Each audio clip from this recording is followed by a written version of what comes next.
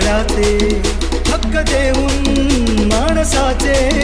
केले सोने पीडितांच्या जीवनाचे शिका संघटित व्हा